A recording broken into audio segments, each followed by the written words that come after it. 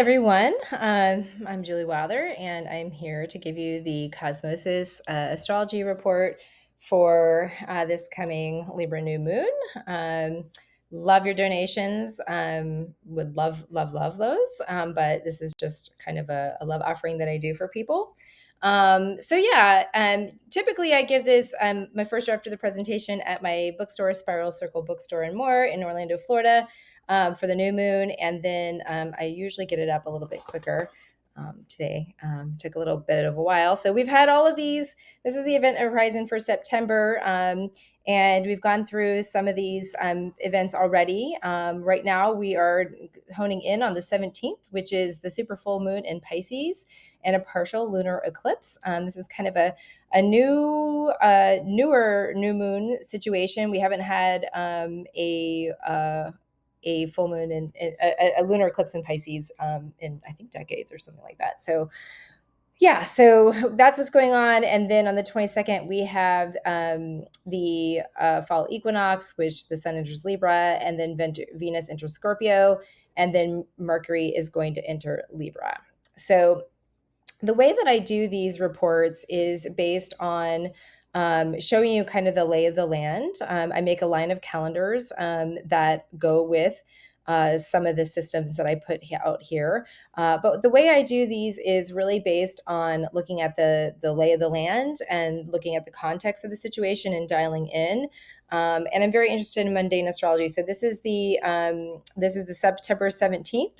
The eclipse is at 10:34 p.m. Eastern time in the United States. And this is basically the entire chart. And then some of these words here represent the Sabian symbols. So for every degree in the zodiac, there is kind of a symbolic symbol for that degree of the zodiac. And so those are some of the things that I look at to the lay of the land. And I also try to correlate some of the constellations and things like that with things that we can, in terms of popular culture. So you'll see like the Wild West that represents Aries, and Gemini is represented by the big cities. So I try to give us some modern correlations so that we can understand what's going on. So without further ado, I'm going to kind of get into it. If you've been watching the podcast, you know that Pluto has been doing this USA Pluto return, and we're kind of in the tail end of that. If you look up at the top here, this started by going into Capricorn in 2008. It went into into Aquarius in March, then back into Capricorn, then back into Aquarius earlier this year. And as of the 1st of September, it's dipping back into that last degree of Capricorn. And then we're going to have the elections. And then right after the elections on 11/19, it's going to go back into Aquarius. And it's going to stay there until 2043. And so this is the dawning of the age of Aquarius. So it's ultimately a good thing. But this is kind of 29 degrees Capricorn is kind of the last gasp of the patriarchy. That they're not going to go down so easily. Instead of just being like, oh yes, this is great, egalitarian. There's going to be Schadenfreude. But regardless of that, the Pluto return, this has been behind the Capitol insurrection, the Tea Party, absolute rule, pandemic has all been in the backdrop of that. And so we are back into that 29 degree Aries, which is a pretty critical point in astrology. And I will just kind of show you a visual representation of what 29 degrees Capricorn is. Pluto is the planet of transformation and empowerment. It fortifies things. Capricorn is all about, it's very utilitarian, it's very grounded. And the 29th degree of Capricorn, the Sabian symbol, is a secret meeting of men responsible for executive decisions in world affairs.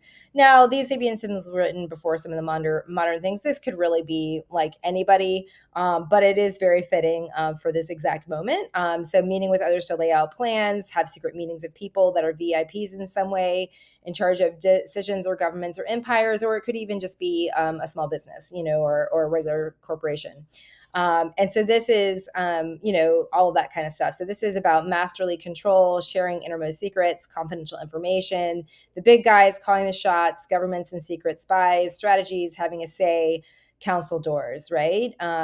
And so on the other side of that is excluding those affected by the decisions, exploiting people or situations, being kept in the dark, gossip, loose lips, refusal of entry, the glamour of big business. Okay. So that is where we are at with Capricorn. That's kind of one of the big backdrops going on. The other backdrop of this setup, and these are the outer planets, so they stay where they are for a pretty long time. And that is that Saturn and Neptune have been in Pisces for quite a while. And we are not going to be able to get some relief until early next year, until when we move into Aries. So Saturn and Neptune in Pisces. Pisces is a very, I liken it to Pandora. It's a very escapist kind of reality. And so that's where you've seen conspiracy theories, delusions, propaganda, fantasy effect, all that kind of stuff. And so it's also smoke and mirrors. So this is, the frame of a mirror, and there's some smoke in front of it. And then there's some things that we can't see that are hidden. So lots of delusion going on.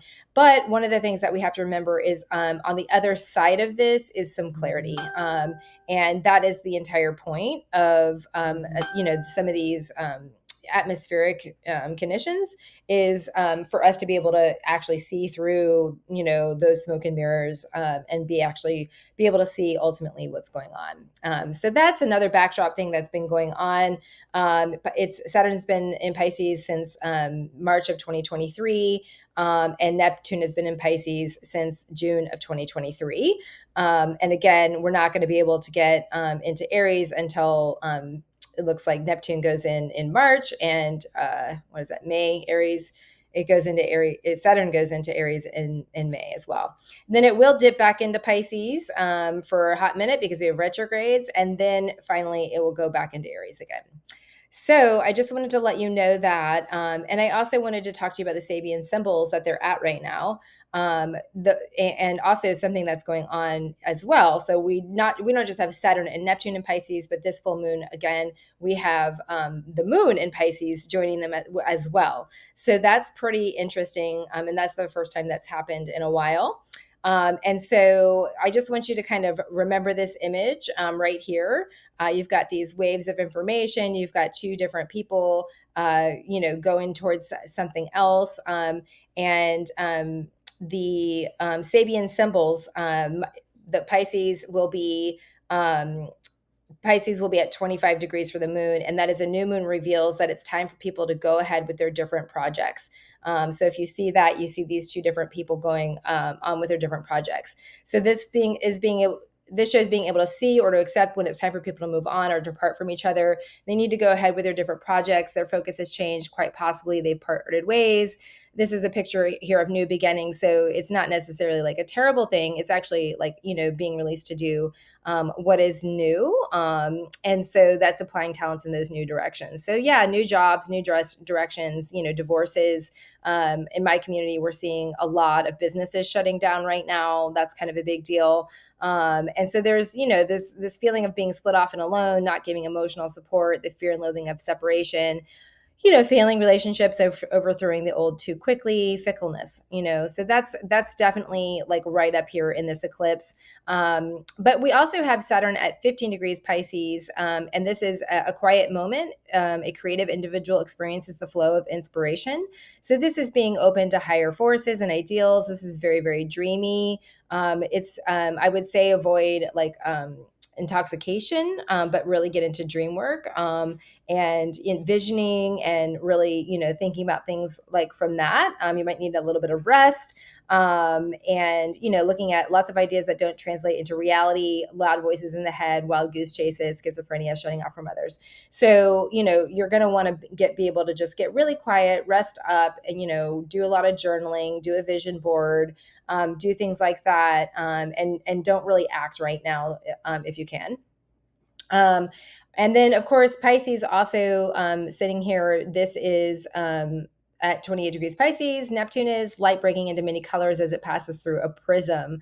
So this shows analyzing things, considering and drawing conclusions from available data, and being perceptive of colors. You probably have the ability to break situations down into the simplest components in order to see the full picture. So this is, again, a time of reflection. a time of planning, a time of like, how do we do this separation, this breakup, this quitting this job, and getting ready for the new one. So that is a huge backdrop to this eclipse. We also have Taurus is at the Sabian symbol is a person in middle life, stands in rapt sudden realization of forgotten charms and unexpected recovery of romance. And so this is freedom loving Uranus. It's been in this same sign of Taurus, not at the same degree, but at the same sign since 2018, and it'll be here until next July.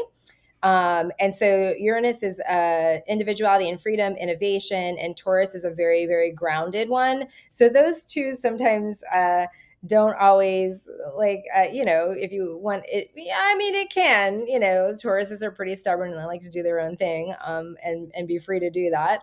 But so this is just a very interesting thing. And I've got this on here because this was also at the same degree during the DNC, which was the last full moon that we had. And one of the things that we saw was not only a lot of Americans, Democratic folk, really excited about, the fresh energy of Kamala being, nominated for the president. But you also saw someone like Oprah coming in and being inspired. This is a person who has not been thrown her hat in the race. She's an independent woman. She has a large fan base of both Republicans and Democrats. And so this was kind of a big deal for her to step in and say, I feel inspired. I want to get in and speak up. And so this is very interesting. So this is, where are we finding inspiration and renewal, right? And maybe that's where we have this, splitting and going of ways of like, okay, we've tried this out. It's not working as it is. Let's figure out how to move in the right direction, and we're getting inspiration elsewhere, right? We also have Jupiter in Gemini. Now, Jupiter has been in Gemini since January, February, March, April, May, since May of this year, and it'll be there until June of next year. So, but it's at a different degree usually every time I talk. So Jupiter is the planet of optimism, expansion. It rules our belief systems, and Gemini is pretty much anything that we're thinking, ideas, a lot of data, going back and forth, good communication, right?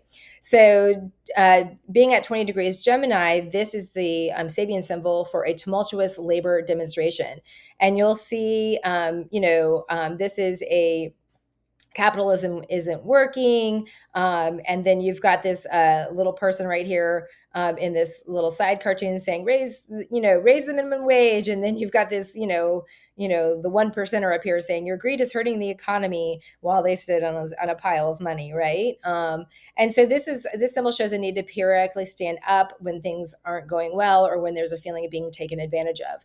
There are probably many others who are involved in or sympathetic to your situation. However, there may be a feeling of being alone and powerless. So it is important to find out what level of support you have. It seems that there are injustices that need righting, and a spontaneous group reaction may be what has to be done to wake up those in charge. Be wary that your emotions don't take the better of you and that you don't get into the habit of going off the rails in order to get what you want. So this is asking for some diplomacy, some organization, and finding your allies.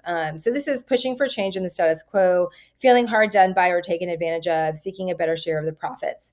And this is also protest about having to do too much, tantrums, using people for personal agendas, issues to do with getting one's share, resisting change, feeling that one's vote or voice doesn't count, rowdy emotions. And so, as you can imagine, when one group is saying like, hey, like this has to change, then it feels isolating to the person on the top of this pile of cash, that they don't have a choice because they feel outnumbered. And so this is, again, asking for not to just like, it says don't go off the rails, but, stand up and do the work and do the math and present that and state your case. Now, one of the funny things, I used AI to create this little image because I was like, how do I find an image For the Sabian symbol of a group of rabbits dressed in clothes and on a dignified parade. And thank you, AI. I think that is the cutest freaking image ever. So Mars is going to be in Cancer for just a couple of months. It's a closer planet. It's faster moving, and right now it's at the 7th degree of Cancer during this eclipse on Tuesday. This symbol often signifies attempting to be or do more than one usually can, which can end up causing a leap ahead in abilities and possibilities. So timeline jumping is like a big one here, and being innovative can lead to bigger and better things. However, someone trying to do more than they are ever capable of being may find that it's often difficult to disguise as temp or other people usually see through the ruse. However, the effort of trying to advance may be appreciated and rewarded with their abilities taking leaps ahead, projecting into the future a higher sense of being or forward thinking into a more intelligent, successful, higher form of life. And so this is, emulation of higher forms, procreation and having babies, parading and being on parade, dressing up, popularity competitions, operating on a sexual level, outfits and uniforms are in here. And then also on the other side, pretending to be what one is not, sublimating one's instinctual or animal instinct that needs to maintain a dignified, straight front to the world, showing off deception. So this is asking us, like, where are we maybe off of our integrity? This is asking us where, like, maybe we're playing a part that isn't in alignment with who we are inside. So yeah, it's just like, the hippie that's actually a capitalist, or the capitalist that's pretending to be a hippie, right? So those would be like the things, and it's like, just be who you are, like be authentic to who you are. And if that is what you stand for, just don't pretend like you're not that person, right? Because then that just creates confusion. Or if those ideals are something that really matter to you, but you feel like you're inward and you're outward or at conflict, that's some deep soul searching that needs to be done right there. So that is Mars coming into play. And then we also have Mercury and the Sun are going to both be in Virgo. Mercury is at the Sabian symbol for a fine lace ornamental handkerchief. And the Sun in Virgo, the Sabian symbol is a boy with a censer, serves near the priest at an altar. So this is a censer. I had to look it up, even though I own a metaphysical store. I didn't know that this particular style of incense device is called a censer. So that's like that hanging incense thing. And again, I don't always stick with the outdated gender norms in the Sabian symbols. So here, the Sun being at Virgo, this is only going to be there for just a day or two. This just moves real quick.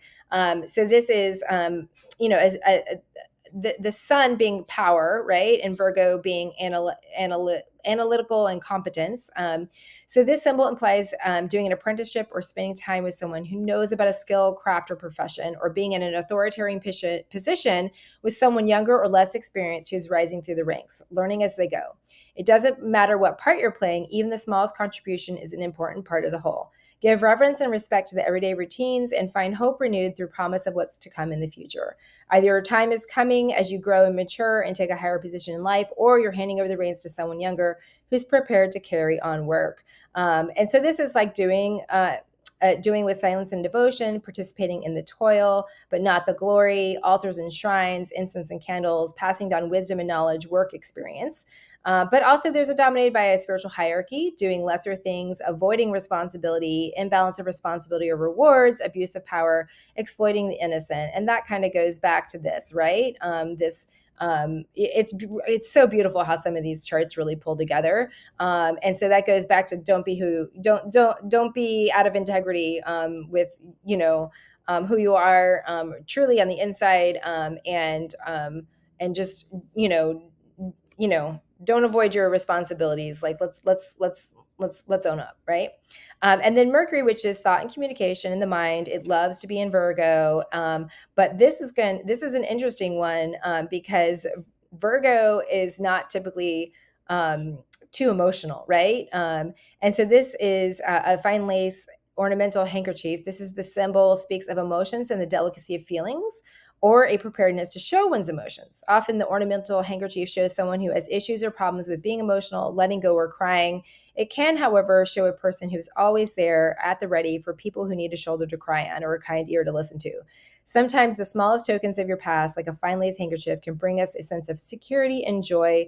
The scent of the fabric, the care and loving of the crafting of the thing, and being, beauty, giving a sense of security and being loved.